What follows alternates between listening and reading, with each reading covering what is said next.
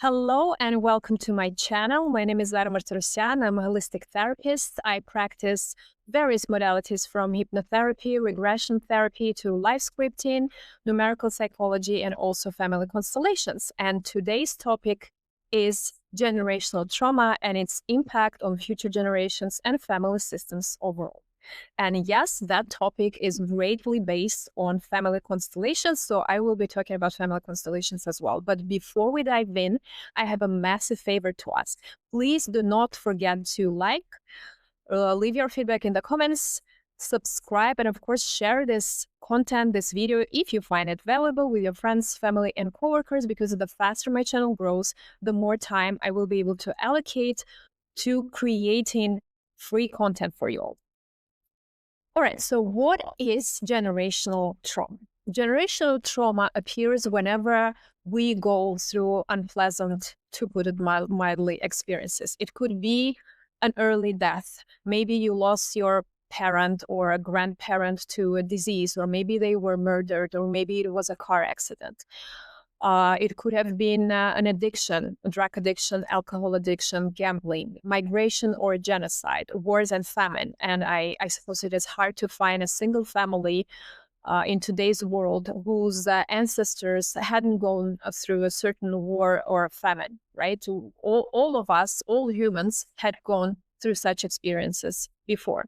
It could be abuse, violence, and enslavement. If there was a revolution, for example, your family wealth could have been confiscated, your ancestors could have been sent to concentration camps, the way it happened in, for example, in the Soviet Russia during the Red Terror or during Stalin purges.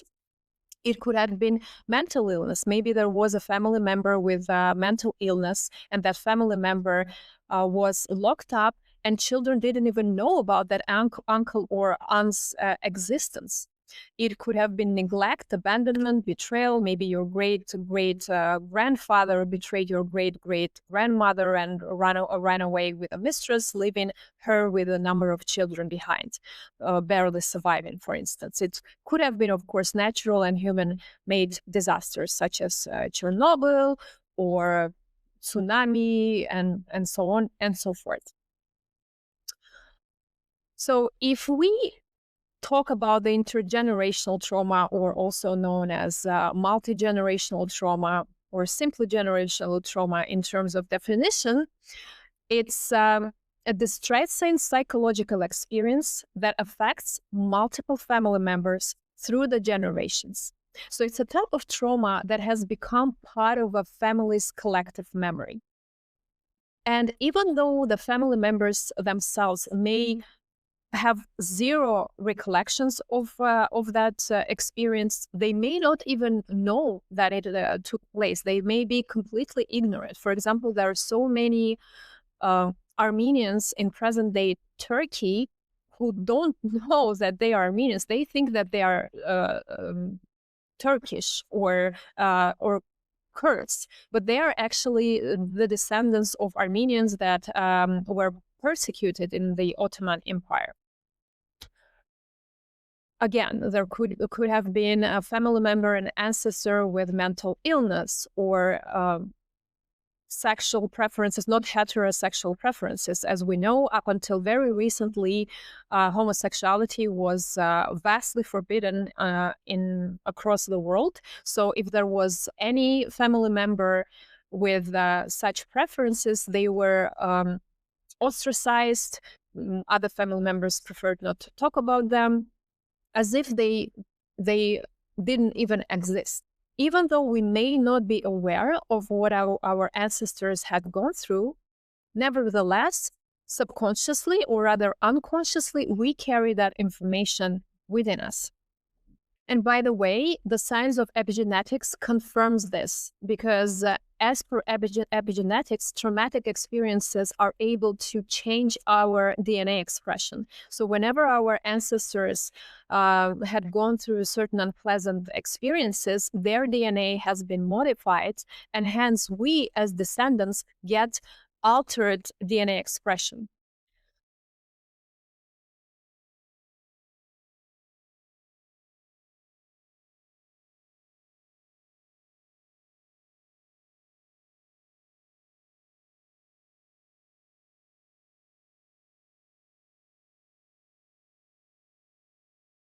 I'll give you a personal example. My sister, every time she sees 19:15, which is 7:15 p.m. on the watch, she gets shivers down her spine because she immediately thinks of the Armenian genocide in Ottoman Turkey. Yes, we're descendants of the Armenian genocide survivor. Our great-grandfather was only 5 years old when he crossed the border and entered Eastern Armenia, present-day Armenia, from the Western Armenia. And we had never seen him. He died long before even our mom was born. Nevertheless, my sister carries this information in her genes. So every time she sees 19:15 on the watch, she feels unsettled. She feels overwhelmed. Now, I, for instance, don't have the same reaction. If I see 19:15, it wouldn't immediately cross my mind that, okay, that's the date of the Armenian genocide. But in her case, this is how it manifests itself. So, what are the laws of family constellations and why this works when it comes to, why are they applied when it comes to generation control? The first one is belonging. You see, whenever a soul decides to incarnate and starts belonging to a certain family system, it means that all souls equally belong to that system. And it's not up to other souls, other family members, to decide whether that specific person does belong or doesn't belong. So if someone has a mental illness, or if someone is a homosexual, for example, or someone decides to join another political party, it's not up to other family members to decide that, you know what, we're going to ostracize that person. We're going to exclude that person. He doesn't belong to our family. And, you know, sometimes you can hear, especially older generations, I'm going to blacklist you. I'm going to cross you out of my life. Yes, of course, you can cross that person out of your life. No one is forcing you to stay in touch with your family member. However, that family member has the same right to belong to your family system as you and all your other relatives, your ancestors, and future generations. And what happens when someone is being excluded from the system, the future generation will be paying the price. In family constellations, we call it entanglement. Now, this entanglement is when a future generation member takes place of whoever was excluded from the family system, and they are following their fate, so to speak. Now, as a past life regression therapist, I can say that sometimes it could be the same soul incarnated. So the soul of your ancestor who was excluded from the system is now incarnated in the future generations member, and they have the same kind of experience, because there is a certain correlation between what they had gone through in the previous incarnation, but not always.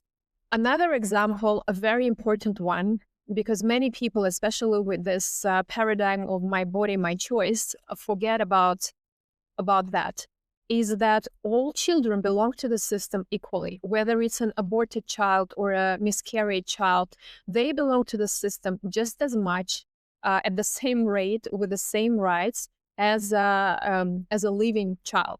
So, for example, if your mom had 2 abortions and there are 3 of you living children in the family, you should be aware of the fact that you don't have just 2 siblings, but you have 4, because we include aborted children or stillborn, of course, stillborn children or miscarried children as part of the system. That's why it's so critical. It's so important to actually let your kids know if you had miscarriages, or obviously, if you had abortions, you should be talking about it later in years.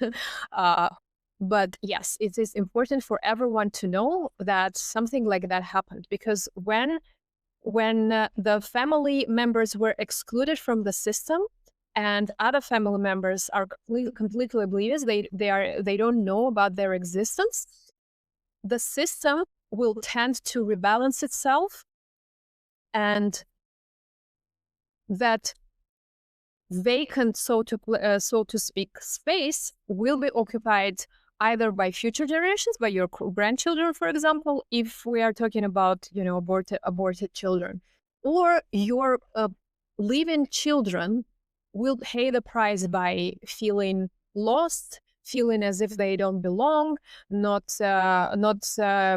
being sure what they want to do with their life, or maybe they will be unhappy in their personal life or in career, and so on and so forth. Another law of family constellations is hierarchy. First in, first served, right? So there is an order. That's why it is so important to pay respect to your older sibling or older generations. Or, for example, if your ex-husband is currently married and has his second wife needs to be actually grateful to you, because if it wasn't for whatever dynamic happened between you and your ex-husband, and you didn't, if you were still married, there would be no place for her next to him. Well, of course, if she's happy, if your ex-husband makes her happy, otherwise she may be actually unhappy with you vacating that space, because now she's the one who's been miserable. It's a joke, of course. So knowing this loss can help you navigate difficult relationships within especially blended family dynamics, understanding pain, respect, expressing gratitude. Even if you don't do it, face to face, you may not even know the first wife of your husband, or the first husband of your wife, but expressing gratitude energetically in your mind to that person is always a good idea, because it will change the energy around the system and improve your relationship with the kids if your spouse has kids from the first marriage, and will also help your mutual children, your common children, thrive. Another example: if your husband had a child before your children together, acknowledging that child, knowing that that child exists, let him know your children about that child's existence is extremely important. Even if you have 4 or 5 children and you have a beautiful, happy family together, but your husband had another child before creating a family with you, and that child is ostracized, is not acknowledged by him, by you, by your children, sooner or later it's going to be your children who will be paying the price. Now, this may sound a bit scary. I'm not trying to fear monger here. I'm just telling you how it is, and then it's up to you what you want to do with this information. But certainly, if I was in such a position, I would make sure to acknowledge that child and to let my kids know that they have another sibling, even if it's half sibling. And last but not least, fate and responsibility. So all of us, we are individually responsible for our actions. We have agency. We are in charge of our life. Why is it important? Because everyone needs to carry their own burden. Very often, the dynamics that we see expressed, especially shown in family constellations, dynamics, especially group dynamics, is when kids decide to carry their parents' burden for them because they love their parents so much, they don't want their parents to suffer anymore. However, everyone needs to carry their own burden themselves. Another example: very often what we see when, for example, there is an untimely death, a spouse follows their late husband or late wife into the grave, or kids or one of the children can follow their father or mother, their late mother or father, into the grave. What does it mean? It means they continue living, but they barely exist. Yes, they can still maintain relationships. They obviously wake up in the morning, they cook, they have their food, they go to work, they run errands, etc. But they only exist. They don't live their life fully because a part of their soul is like on the other side with the deceased. So I'm actually very, whenever I hear someone say, my mother is still with me, even though she died, I don't know, 5-10 years ago, I can still feel her presence in my life. I can still, I think of her often and as if she's alive. That's a massive, massive red flag for me. That's that's a call to action to book a therapy session, because that means that a person in question is following their mother basically to the other side. They barely exist. And a question for you: do you think that a person like that, who still feels as if their deceased mother is present in their life, will that person be able to create a sustainable, a beautiful, harmonious relationship with a partner? Very, very unlikely, right? So these are 3 laws of family constellations that we need to be very mindful of. No one is excluded. And by the way, that also applies to perpetrators. For example, if your parent was murdered, then the murderer also belongs to your system once that happens. And future generations, the members of future generations may actually get entangled with the murderer unless the murderer is acknowledged and we understand energetically that that murderer now belongs to the system. All right. So the flow of love, because you may ask, okay, generational trauma, how exactly it changes the dynamics? Why on earth future generations have to experience it, have it in their bodies, have it in their unconscious collective memory? Why this happens? You see, the flow of love goes from ancestors down to next generations. Now, I have 2 metaphors for you to understand. One is the reverse one, because imagine there is a, 10-story building, a residential building. And for instance, if on the 3rd floor, there is a disruption of water for some reason, then 4th floor onwards won't be able to get any water because, yes, the floors 1 and 2 are still fine. They get their water, but because there is a disruption of water supply on the 3rd floor, other floors above the 3rd floor will not be able to get any water. And another metaphor, which is more applicable when it comes to family system, is a tree, right? We have the root system, we have the trunk, and we, of course, have the branches and the leaves. And if there is not enough water for the roots to soak in, there will be no new branches, no new leaves, right? So the same applies to the flow of love in our family system. So whenever such a tragic experience happens, a generational trauma, the flow of love gets interrupted. Let's reverse back to one of the examples that I talked about a few minutes before. Let's say your father died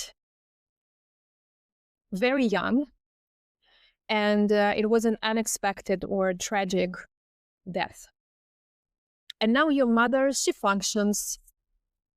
She may throw herself completely into work to make sure she has enough money to bring up you and your siblings.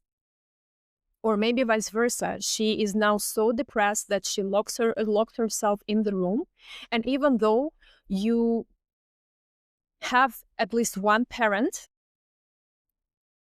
she doesn't participate in your life at all. And you may be super, super young. You may be a toddler. You may be 1, 2, 3, or even 10 years old. It doesn't really matter. Even if you are 20 years old, it will impact you because not only you have just lost one parent, the second parent, basically, even though physically they still exist, they are in their flesh, but they barely exist.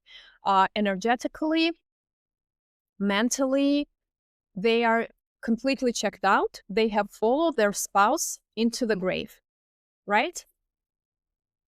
Which means that they don't have any love to give to you, to their children, because they are in such a state. Or maybe they may not be depressed, but they closed up and now they are um, quite dry when it comes to emotions. They don't express their emotions. They suppress their emotions. They didn't want to cry. They didn't want to see. They didn't want to show that they are falling apart. They wanted to stay really strong for the sake of their children. So they haven't processed their trauma. So it's another example, right? It's the opposite. It's another extreme. Instead of processing it in a healthy way, they suppress all their emotions for the kids' sake, but still now they are unable to continue giving that love to their children. They may be, making money and doing everything they can in order to bring up their kids and give them the best education and so on and so forth, but they are incapable of giving that love. By the way, that's why in so many families that had gone through, say, Holocaust or genocides or confiscation of wealth, revolutions, things like that, very often that interrupted flow of love leads to many, many unpleasant situations across different generations and across different family members. And how does it play out? Let's say my great grandfather was addicted to alcohol. He was an alcoholic, maybe he was a gambler.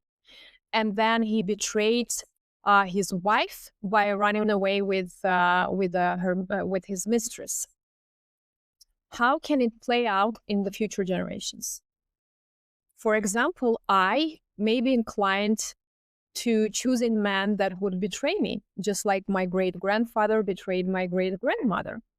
Or maybe my uncle would be an alcoholic, or my cousins would be cheating on their wives, or maybe another family member would be a wife beater, and so on and so forth. So truly, one generational trauma can manifest itself completely differently in different family members in different generations to come. Someone I used to know back in the day shared a story of his family, his ancestor who went through the Armenian genocide in Ottoman Turkey. And because he couldn't bear the thought of the Turks raping or enslaving his daughters and wife, he decided to take care of them himself, and he simply murdered them and then escaped either to Europe or maybe Eastern Armenia, which is essentially present-day Armenia. And then he found another woman, he got married, he created a new family, he had kids. Now, a question is, besides the fact that it's a horrific story, do you think that his kids, his descendants, his grandchildren, great-children would be able to live a fulfilling, harmonious, thriving life with such a heavy family history? Now, surprisingly, some of them could, if they knew the story and if they acknowledged the place of that first wife and his first daughters from the first wife he murdered in the family system. If they acknowledged, if they paid respect to them and the pain and horrific fate they had gone through, then yes, they would be able to live fully. But the probability of his descendants, his grandchildren, great-children, to be entangled with either of the daughters or the wife is super, super high. So just a terrible, horrific illustration for you to understand how it works. All right, so how do constellations help heal trauma? Whether it's a group dynamic or individual dynamic, family constellation therapy helps to identify that entanglement and break it.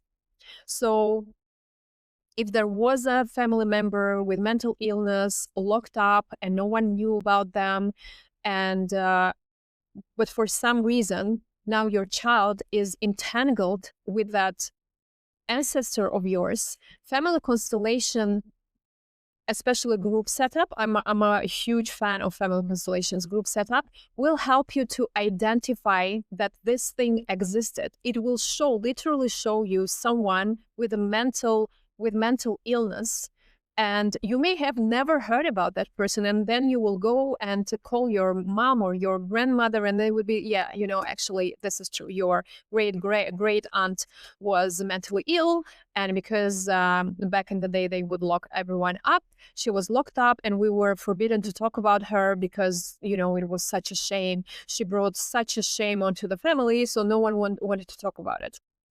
And now your child is suffering, and once you identify it in the family constellation dynamic, you can disentangle it. You can break that connection between your child and your ancestor you hadn't known even existed up until a couple of hours or days ago. It also helps restore the balance by bringing whoever was excluded, the missing family members, and restoring the hierarchical order. For example, if you had a tendency to disrespect your older generation, so you violated the order, you disrespected the order, you thought that you were so much smarter or better or wiser than your parents, than your mom, for example. Or there could be a parentification example. Parentification is when kids become parents to their own parents, right? So the roles are reversed, and that often happens when their parents, like in an example that I was giving, are barely existing. They go into this they are stuck in this limbo mode between the world of living and the world of the dead, because they follow whoever that may be. It could be their spouse, it could be their mother, father who died, and they cannot accept this loss, and now they are sacrificing their own life to follow they are staying so loyal to whoever the deceased is that they sacrifice their life, giving back the burden. As I mentioned, law number 3 in family constellations is that everyone has their fate, and everyone needs to be carrying their responsibility. So kids carrying parents' burden is not the right thing. So kids are supposed to give that burden back to whoever that burden belongs to. And of course, seeing and acknowledging family members, their pain and their trauma. Seeing an aborted child could be not only mind-blowing, but also life-changing for your kids and for yourself.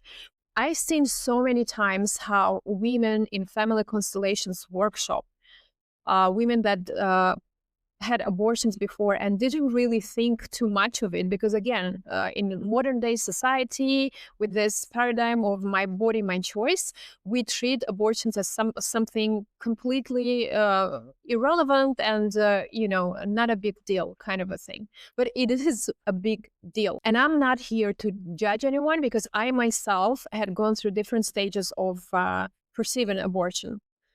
When I was much younger, like a teenager growing up, I definitely thought that an abortion was a terrible thing. It was a great sin, and I would never ever do that.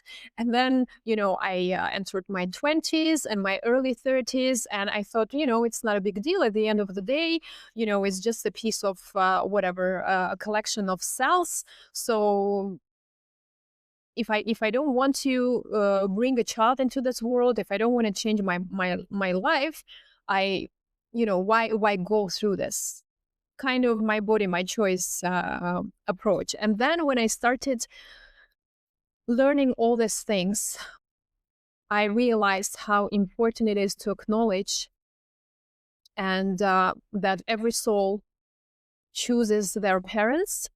And we cannot just decide that this soul is not supposed to be coming into this world. right? So an abortion is basically excluding a family member from the system in a quite violent way. Now, that being said, uh, thankfully, I was never put in a position when I needed to decide, and I am incredibly grateful for that.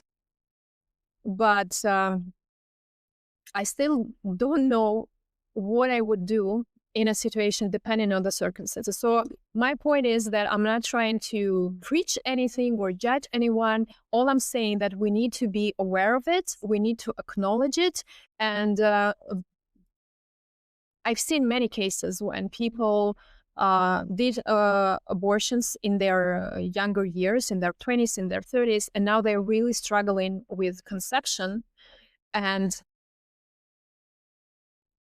one of the first steps in this case is to acknowledge the aborted children and to send as much love as possible to those souls. And that's what Family Constellations help you with. And of course, hypnotherapy also helps. Hypnotherapy session can also help restore this kind of balance. As a matter of fact, I very often use Family Constellations in the hypnotherapy sessions. All right, so to wrap up, I want to talk about Encanto, this Disney movie, as an example of how family generational trauma can influence family dynamics and plays out in each in various family members' fate and how they perceive the world and what they are going through. It's if you haven't seen it, I would highly recommend it. It's of course a very colorful with nice music and songs movie that you can watch with your kids or by yourself. So the Madrigals are this extraordinary family, and each member of the family has certain magic power. But at some point, something happens and the magic is broken. So what actually happened is the family went through a trauma. The abuela, the matriarch of the family, was escaping with her husband and three tiny children, escaping maybe a war, a genocide, something very unpleasant. They don't specify in the movie, but you can tell it was unpleasant. And unfortunately, her husband died tragically. So now she's left all alone without the husband with three small children. And then the universe, God sends her this miracle and she's able to start her life from scratch, grown up. She builds this village. And now, thanks to this miracle, that's what they call this, whatever, the light that was sent to her.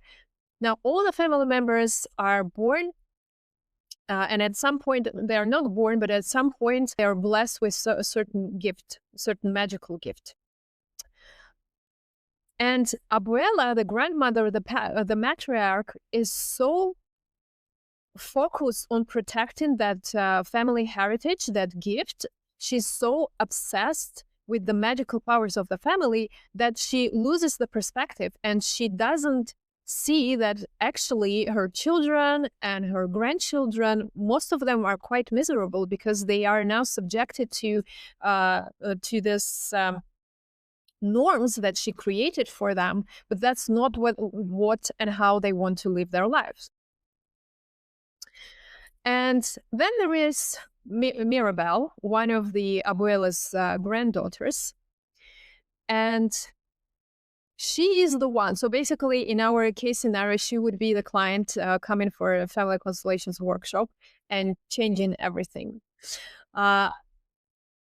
She is neglected by her grandmother because she is the only one with no superpowers. When the time came, for some reason, there was no magic powers.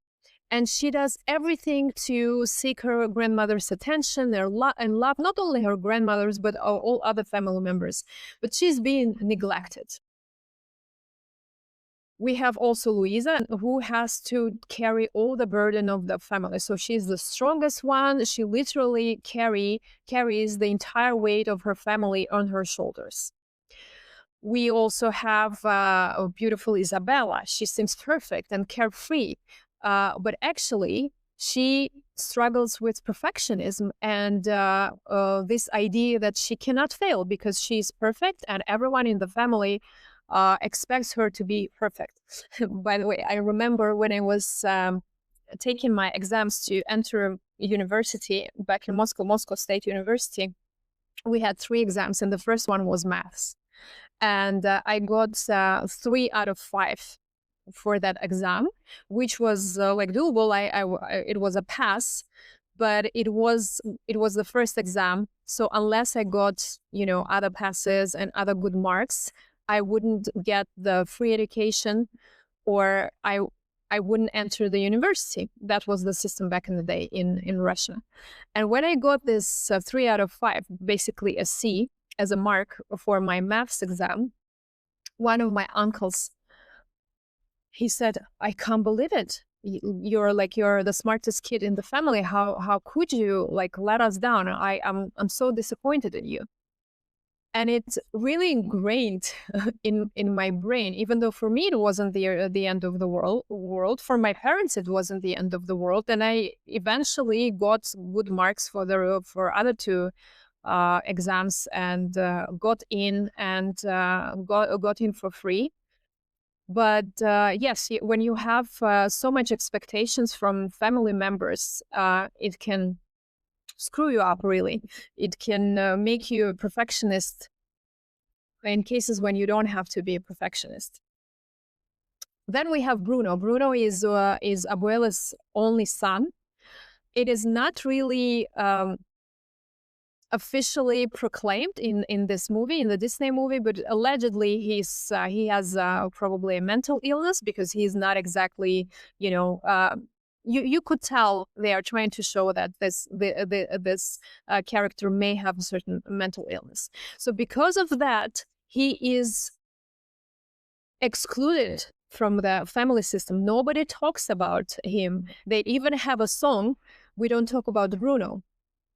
And because of that, because he was excluded from the family, and the main character, Mirabelle, is the one who establishes the connection with him. And after that, it's a happy end, because the family system, the magic powers started disappearing, not because Maribel was doing something wrong. On the contrary, because Bruno was excluded, and sooner or later, the magic of the family would disappear.